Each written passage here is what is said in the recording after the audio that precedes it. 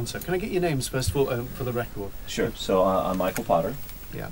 And your title? So I'm the director and the producer of Orphans of Apollo. Right. And I'm Bob Richards. I'm the CEO of Odyssey Moon and one of the founders of the International Space University. Excellent. Right. It's a wonderful phrase that you've got as your organisation. Explain the background to it. Why is it called that? Orphans of Apollo? Orphans of Apollo, yeah. So basically we started to work on the story, which was the greatest space story never told. And so we started looking at these group of entrepreneurs who wanted to buy the Russian space station and turn it into a hotel, and then eventually it falls into the ocean. But there's a whole story in a movie about it. But the real thing is that this was a whole entire generation that was promised that it would be living on the moon. They would be having manufacturing facilities on the moon, and when that promise didn't happen, when NASA was not able to deliver the goods, these people said, if we're going to make space successful, we're going to have to do it ourselves. It was an age of great disappointment for people who had been told, obviously when we went to the moon, it looked like we were off, into space, and then, well, a hiatus, absolutely virtually nothing, didn't it? Yeah, so it's what happened during the Nixon administration. The United States was fighting a war in Vietnam, and they didn't feel like they had the money to spend on luxuries like conquering the moon and space like they had promised. So basically an entire generation had drank the Kool-Aid. They said, okay, we're ready to do it. And when they shut down the Saturn program, they shut down the Apollo program, these people said, we're just going to do it ourselves because we don't trust government anymore. We have to take charge if we want things to happen. Mir looks fairly old science now compared to what is happening up there. Only last week we saw the space station going over us, people watching it going over.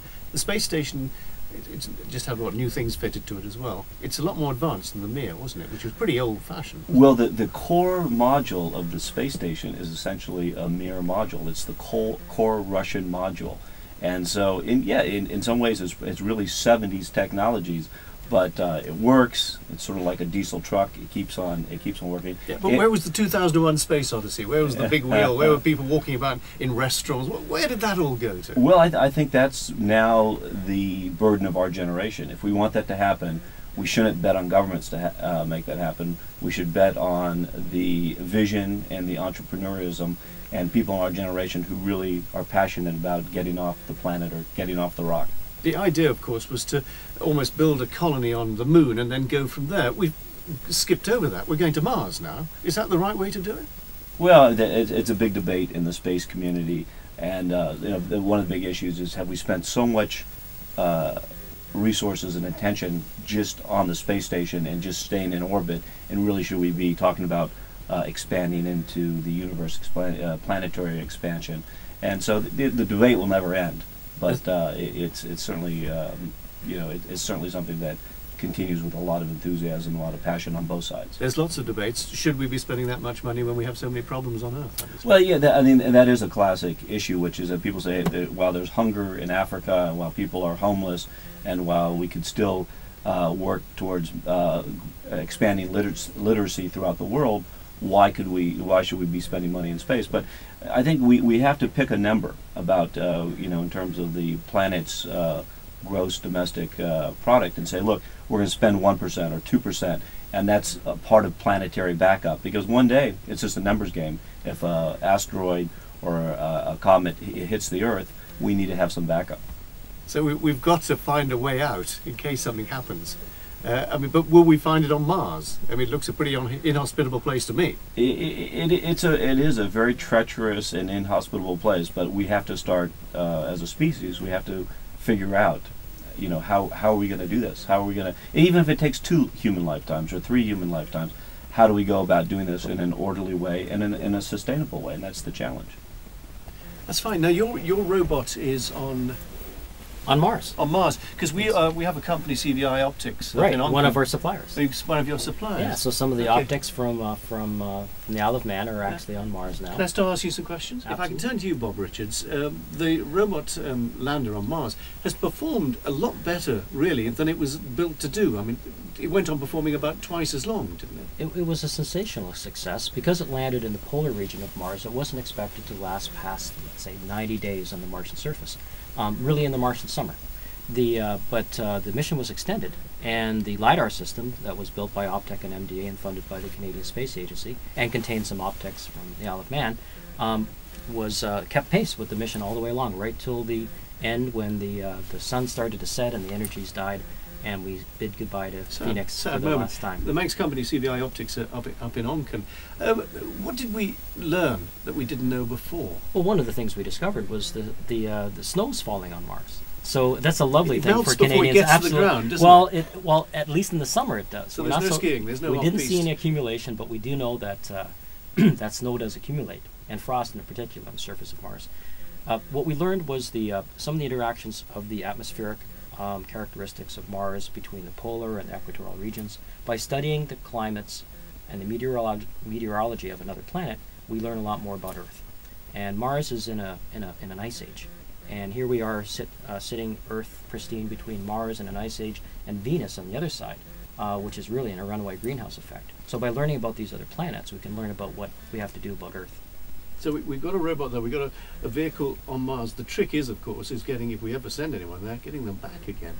Well, I think, that's where it gets a bit tricky, doesn't it? It gets a bit tricky. I myself would like a two-way ticket, but there are people on Earth that wouldn't demand a two-way ticket. There are some people that I think if they were given the chance as pioneers and explorers to go to Mars, and with a 50% chance of survival, you'd find people that would go to set up shop and create the beachheads on Mars.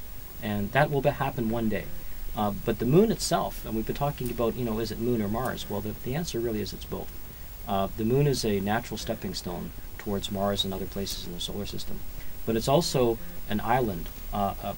It's like an archipelago. You've got the Earth and you've got the moon and Mars, and so the planets of the solar system are like a local archipelago. And the moon is the closest island to us, and as we move offshore of Earth, we can utilize the shores of the moon for energy and resources, learn how to live off the land, and learn how to live off the Earth, and then expand our civilization from there. But it's really important that the moon becomes part of Earth's economic sphere. Because once we're on the moon, we can start building things in space that are designed for space that don't have to break free of Earth. Including ourselves. So and one of the presumptions we make is, we said Mars is so inhospitable. Well, it is to the Earth, to the humans of today.